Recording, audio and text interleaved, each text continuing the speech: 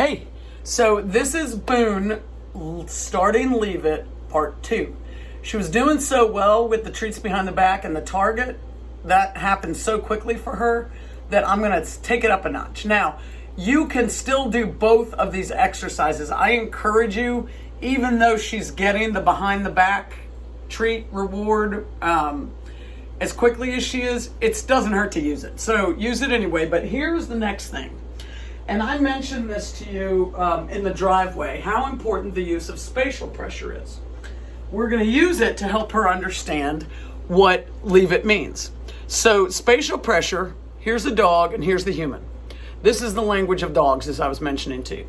So what we want to do is when we want a dog to relax, slow down, respect something of ours, like the treat I'm going to put down, we walk into them and we back them up. We basically claim their space.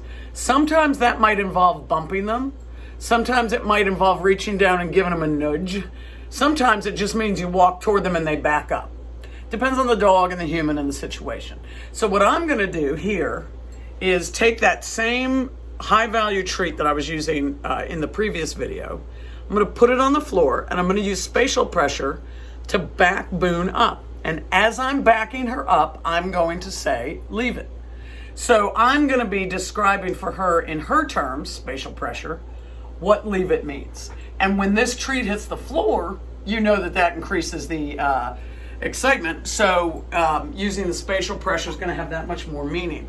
I am using really, really small flecks of a basic chicken treat for her belly. So that's what you'll see me giving to her when she complies. Hey, Booby, want something? Let's put those away. You ready? Hey, Boob. Okay. Now, as I start to, I don't use any commands. She says that's lovely. As I start to put it down, I'm going to say the command and you're going to see me push her backwards. Pushing backwards is a form of spatial pressure. Here we go. Ready? Leave it. Here it is right here. I get in front of it and I back her up. Leave it. So you see, I use my hands, which I do commonly with smaller breed dogs. Bigger dogs, sometimes I just plow into them. But let me leave it. Yes. Now, as I step toward her, she sat down. That may seem lovely, but I have to make sure that she moves backward. When I apply spatial pressure, even if it's just a couple inches, she needs to move backwards when I apply spatial pressure. That's the whole point of it, is to get her to back up. When a dog backs up, they are acknowledging that you are taking charge. So here's the treat right here, and there's the puppy. Her giving distance is showing respect. Now, I start walking around, she is surely going to try to get it again. We call this proofing, where we give her a really easy opportunity to make a mistake. Now, I don't have any treats in my hands right now, but you see how valuable that spatial pressure is and how she's watching me everywhere I go. Now, I'm going to tell her that she's a good girl, but I'm still not going to let her get my... Leave it. Now, you can see she's making me dance around a little bit. Sorry, she's going off camera here. She's making me dance around a little bit, which is fine. I am happy to move left and right, but the ultimate goal is to back her up a bit. Now, she's all backed up to those crates, so that's as far back as she's going to go, but I can still move up and lean over her if I need to. Here, I'll move this a little bit.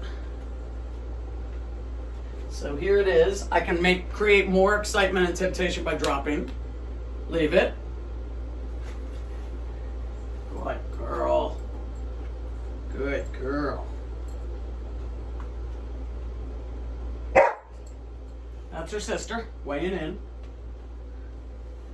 So there you go, spatial pressure. So what we're doing is we spend a minute or two walking around here. If she were to go get my treat, good girl.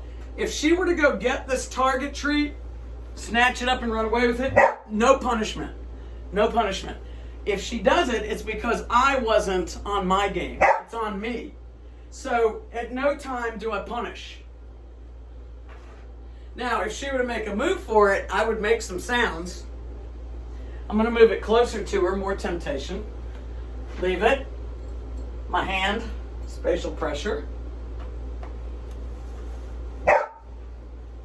So you can see how spatial pressure is a really important way to teach this. You will see me do the exact same thing. Good girl, good girl.